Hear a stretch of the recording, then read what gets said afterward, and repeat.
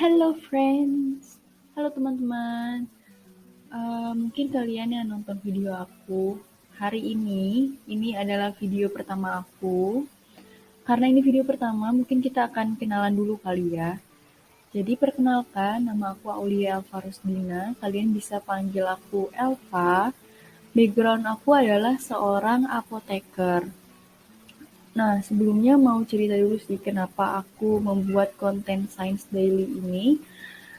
Yang pertama aku pengen, ngisi waktu luang aku dengan hal-hal yang bermanfaat aja sih, gitu kan. Terus aku tuh pengen bikin konten yang memang relate gitu sama background aku, seorang apoteker gitu kan. Nah, ya tapi nggak menutup kemungkinan juga sih aku akan membuat konten-konten lainnya. Cuman yang kepikiran pada saat ini adalah ya konten membuat Science Daily ini, gitu. Sebenarnya tujuannya itu, pengen sharing aja sih kepada teman-teman semua, terutama tentang sains gitu ya, karena kan sains ini terkait erat gitulah dengan kita kan di kehidupan sehari-hari gitu. Tapi di sini aku nggak mau menggurui, aku di sini juga masih belajar. Jadi kalau misalnya teman-teman punya referensi yang lebih bagus, punya opini berbasis ilmiah yang lebih benar, yang lebih valid gitu, berdasarkan referensi-referensi yang valid juga, ya silakan aja kita berdiskusi nanti di kolom komen gitu. Dan aku berharapnya sih bisa memberikanlah sedikit wawasan atau pengetahuan kepada teman-teman semua dari konten-konten yang aku berikan. Nantinya mungkin insya Allah aku akan lebih semangat gitu kan. Akan kontennya akan banyak juga insya Allah. Ya semoga teman-teman bisa mengambil pelajaran yang aku kasih lewat video ini gitu kan. Semoga penjelasan aku juga jelas gitu dan teman-teman bisa menangkap hmm, ilmu-ilmu yang aku berikan gitu lewat video ini gitu. Nanti aku juga nggak akan bertele-tele juga dalam menjelaskan materi yang akan aku paparkan ini karena aku tahu gitu kan. Apalagi yang namanya belajar sains gitu pula kan pasti pusing gitu kan kalau banyak-banyak, kalau lama-lama gitu. Jadi eh, aku akan singkat tapi jelas dan adalah sedikit gitulah ilmu yang kalian bisa dapatkan gitu dari video ini. Gitu. Oke, nggak usah lama-lama, nggak usah kebanyakan ngomong ya, Elva. Eh, kita langsung aja mulai belajarnya.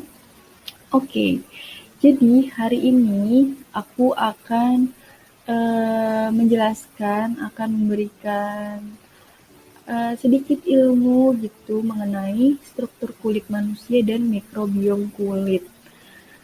Nah, kenapa sih membawa topik ini? Karena aku sendiri tuh sebenarnya tertarik sih dengan yang namanya mikrobiologi gitu kan. Kemudian dulu aku juga sempat skripsi mengenai mikrobiom ini, terutama mikrobiom yang ada di kulit. Jadi aku pengen sharing juga ke teman-teman semua.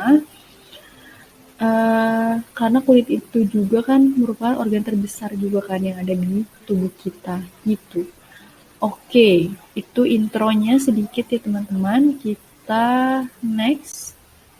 Nah, teman-teman mungkin tahu ya kalau kulit itu merupakan batas antara organ bagian dalam dengan lingkungan luar. Jadi tubuh kita ini eh, yang membatasi itu adalah kulit gitu dengan lingkungan luar gitu kan. Jadi kalau misalkan ada perubahan cuaca, perubahan iklim gitu kan, ada yang berubah lah di lingkungan luar itu yang terpapar duluan adalah kulit gitu. Nah, tahu gak sih teman-teman kalau kulit itu merupakan organ tubuh terbesar, terhitung 15% dari total berat badan orang dewasa. Jadi cukup besar juga ya, ya emang besar gitu ya, organ tubuh terbesar itu ya kulit gitu. Oke, nah kemudian kulit itu punya beberapa lapisan. Nah, di sini ada 3 lapisan utama, yaitu yang pertama ada epidermis, yaitu lapisan paling luar dari kulit. Kemudian di bawahnya epidermis itu ada dermis, yaitu lapisan kulit yang lebih dalam dari epidermis. Kemudian lebih dalam lagi itu ada hipodermis, yaitu lapisan kulit yang terletak di bawah lapisan dermis. Gitu. Jelas ya teman-teman, jadi ada 3 lapisan utama, epidermis, dermis, dan hipodermis. Dan yang perlu kalian tahu teman-teman semua, lapisan kulit ini itu memiliki karakteristik dan fungsi yang berbeda-beda, fungsi yang spesifik yang berbeda-beda. Jadi setiap lapisan kulit ini memiliki keunikan yang berbeda-beda, gitu intinya. Oke. Nah, ini aku sajikan juga ada gambar yaitu lapisan kulit. Nah, di sini bisa dilihat ya teman-teman, tadi kan aku udah jelaskan bahwa kulit itu memiliki 3 lapisan utama. Yang pertama ada ada epidermis, dermis, kemudian ada hipodermis. Nah, lapisan epidermis ini merupakan lapisan yang berkontribusi dalam memberikan tekstur, kelembaban, dan warna pada kulit. Jadi, warna kulit kita itu yang berkontribusi adalah si lapisan epidermis ini, gitu. Nah, epidermis ini itu terdapat 4 lapisan lagi. Yang pertama ada lapisan stratum germinativum ini, kemudian ada stratum spinosum, kemudian ada stratum granulosum, dan ada stratum corneum. Stratum corneum. Jadi ada 4 ya teman-teman, ada 4 lapisan di epidermis, germinativum, spinosum, kemudian ada granulosum, dan ada stratum corneum. Nah, kemudian ada dermis. Nah, dermis itu merupakan lapisan kulit yang lebih dalam. Jelas ya teman-teman, di sini dia terletaknya di bawah epidermis, lebih dalam dari epidermis. Yang terdiri dari jaringan ikat yang berstruktur kuat. Jadi di dalam dermis ini banyak jaringan ikatnya. Nah, contohnya itu adalah kolagen dan serat elastin gitu. Nah, kemudian kolagen dan serat elastin ini adalah jaringan yang membuat bagian epidermis ini memiliki kekuatan tarik yang baik, sehingga dermis ini itu tahan terhadap tarikan dan peregangan gitu. Nah, kemudian ada lapisan hipodermis, atau biasa disebut juga lapisan subkutis ini. Nah, letaknya itu adalah di bawah dermis. Terdiri dari jaringan adiposa atau jaringan lemak. Jadi di sini banyak jaringan lemak. Nah, perannya itu adalah sebagai sumber energi bagi tubuh, gitu. Nah, jaringan subkutan atau hipodermis ini merupakan salah satu jaringan terbesar di tubuh manusia. Diperkirakan lapisan ini mencapai 9-18% dari berat total dari pria, sedangkan kalau wanita itu 14% sampai 20% gitu. Jadi aku rangkum ya, jadi kalau epidermis itu dia lapisan paling luar, kemudian dia ada 4 lapisan, ada stratum germinativum, spinosum, granulosum, dan corneum. Nah, di sini juga yang paling penting ada pigment layer. Makanya tadi epidermis itu dia berkontribusi terhadap warna kulit gitu ya teman-teman. Nah, kalau di dermis itu lapisan di bawah epidermis itu dia banyak jaringan ikat, yaitu kolagen dan serat elastin yang buat si dermis ini tahan terhadap tarikan dan peregangan.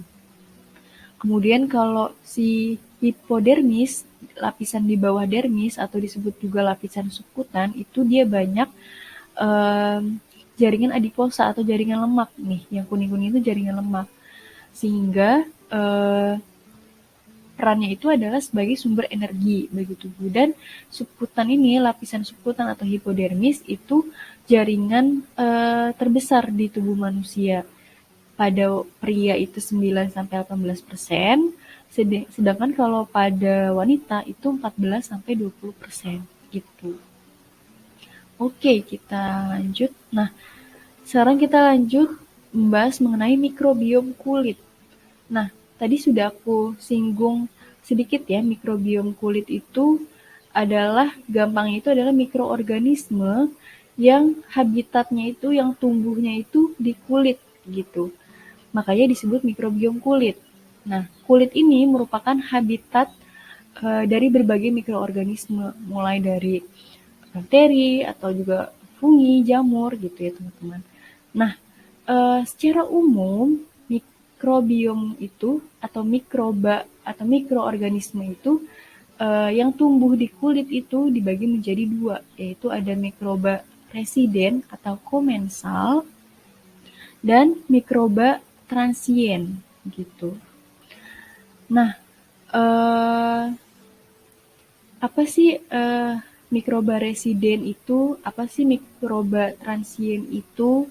Nah, mikroba residen atau komensal itu adalah mikroba yang tidak berbahaya dan dia justru bisa memberikan manfaat bagi manusianya, bagi tubuh manusianya gitu. Nah, si mikroba residen atau komensal, yang namanya residen berarti kan dia menetap gitu ya teman-teman. Menetap dan pasti bisa kita temukan di kulit gitu. Kalau misalkan kita melakukan penelitian atau pengambilan sampel gitu. Jadi mikroba residen ini pasti ditemukan gitu. Kemudian kalau mikroba transien itu adalah mikroba yang tidak menetap, artinya dia membentuk suatu koloni gitu di kulit kita, tapi dia nggak menetap secara permanen gitu.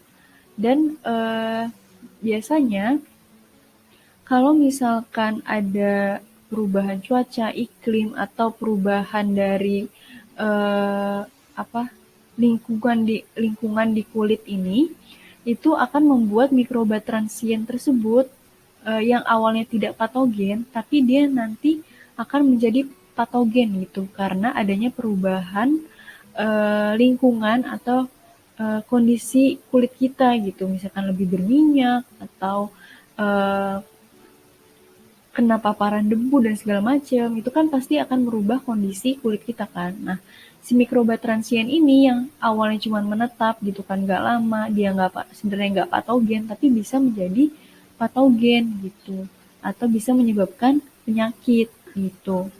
Nah, contohnya adalah kalau mikroba transien itu contohnya yang gampangnya adalah Staphylococcus epidermidis. Jadi sebenarnya Staphylococcus epidermidis ini adalah komensal. Dia awalnya komensal di kulit, tapi karena kondisi kulit kita berubah gitu, ada yang berubah dari normal ke menjadi kurang baik gitulah intinya. Jadi dia menyebabkan eh, penyakit gitu. Makanya disebut dengan patogen oportunistik. Jadi kalau patogen oportunistik itu yang awalnya dia komensal karena ada perubahan sesuatu di kulit kita atau kondisi kulit kita sedang berubah, itu menjadi patogen oportunistik. Artinya dia bisa berpeluang menjadi patogen dan menyebabkan penyakit gitu teman-teman. Nah, setiap struktur kulit dan lapisan kulit itu ditempati oleh mikroorganisme yang berbeda-beda gitu. Tergantung misalkan di bagian yang lembab itu beda mikroorganismenya, di bagian yang kering itu berbeda. Kemudian di bagian yang berminyak itu mikroorganismenya juga berbeda. Nah, cuman yang perlu diingat adalah teman-teman, setiap individu itu pasti berbeda-beda gitu kan, karena uh, komposisi tubuh kita juga berbeda-beda kan. Jadi kita nggak bisa menyamaratakan gitu. Jadi misalkan kalau di lingkungan yang berminyak pasti ada Staphylococcus gitu, tapi di orang lain belum tentu ada gitu karena banyak faktor sebenarnya teman-teman yang mempengaruhi komposisi dari mikroorganisme yang ada di kulit kita gitu. Jadi ini secara garis besar aja, in general, kalau mikrobiom kulit itu atau mikroorganisme kulit itu ada yang residen atau komensal dan ada yang transien gitu. Tapi untuk jenis atau spesiesnya sendiri itu berbeda-beda tentu tiap individu gitu. Jadi ini aku mengenalkan Secara generalnya aja, in generalnya aja, gitu teman-teman. Oke, kita lanjut. Nah, kemudian ada komposisi mikrobiom berdasarkan fisiologi kulit. Nah, ini yang udah aku singgung sedikit di slide sebelumnya. Tadi kan aku bilang kalau setiap lapisan, setiap area gitu ya di kulit kita itu kan berbeda-beda mikroorganismenya. Di daerah berminyak berbeda, lembab berbeda, di lapisan kering berbeda gitu. Nah, ini adalah contoh aja ya teman-teman. Kalau di daerah berminyak itu banyak yang namanya Propionibacterium. Nah, Propionibacterium ini itu termasuk bakteri komensal tadi. Artinya dia tidak berbahaya, tidak patogen. Nah, kenapa sih dia banyak di daerah berminyak? Karena Propionibacterium ini itu bisa memetabolisme asam lemak dan sebaseous fluid menjadi propionat dan asam asetat. Jadi intinya karena dia bisa memetabolisme asam lemak itu menjadi propionat dan asam asetat, uh, makanya dia banyak di daerah berminyak. Nah, propionat dan asam asetat ini ternyata itu bisa membantu memberantas mikroba patogen. Makanya itu dia termasuk bakteri komensal, yaitu bakteri yang baik untuk tubuh atau kulit manusia gitu ya teman-teman. Karena dia justru bisa memetabolisme asam lemak tadi menjadi zat yang bermanfaat, yaitu propionat dan asam asetat untuk mencegah timbulnya atau tumbuhnya mikroba patogen. Gitu. Nah, kemudian di daerah lembab itu berdasarkan jurnal-jurnal itu banyak terdapat Staphylococcus dan juga Corynebacterium. Kemudian kalau di daerah kering itu justru banyak gram negatif. Jadi sedikit aja teman-teman, kalau bakteri itu kan ada gram negatif dan ada gram positif gitu. Nah, di daerah kering ini banyak gram negatifnya gitu. Bakteri gram negatif gitu ya maksudnya. Oke, kita next. Nah, ini adalah contoh mikrobiom kulit in general yang biasanya ditemukan gitu. Kalau kita melakukan sampling, kemudian dianalisis nih kulit kita, itu tuh mikrobiom yang biasanya muncul, yang biasanya ada itu uh, spesies dari Propionibacterium. Kemudian ada Staphylococcus, kemudian ada Corynebacterium, Streptococcus, Lactobacillus, kemudian ada Prevotella, kemudian ada Acinetobacter dan Micrococcus dan lain-lain. Tapi ini secara general gitu ya teman-teman. Oke, sepertinya sudah selesai penjelasan materi aku yang aku sampaikan hari ini. Semoga aku berharap penjelasan yang aku berikan bisa tersampaikan ke teman-teman semua adalah sedikit ilmu gitu yang bisa kalian ambil di video ini. Aku harap bisa menambah sedikit aja gitu. Yang apa-apa kan sedikit jadi bukit gitu kan. Jadi teman-teman uh, bisa apa yang memberikan asupan otaknya itu dengan hal-hal yang bermanfaat, dengan ilmu bermanfaat gitu kan. Meskipun sedikit nggak apa-apa gitu. Nah, mungkin itu aja penjelasan materi yang hari ini. Kalau misalnya teman-teman punya referensi yang lebih bagus, yang lebih up to date gitu tentunya, bisa kalian komen di kolom section, di comment section. Nanti kita diskusi bareng gitu ya teman-teman. Mungkin yang teman-teman yang lain juga bisa berdiskusi di comment section gitu kali ya. Oke, semoga kalian suka, semoga bermanfaat lah buat kalian gitu. Jangan lupa di subscribe dan di like, komen, supaya aku bisa semangat bikin konten-konten lainnya. See you, dadah.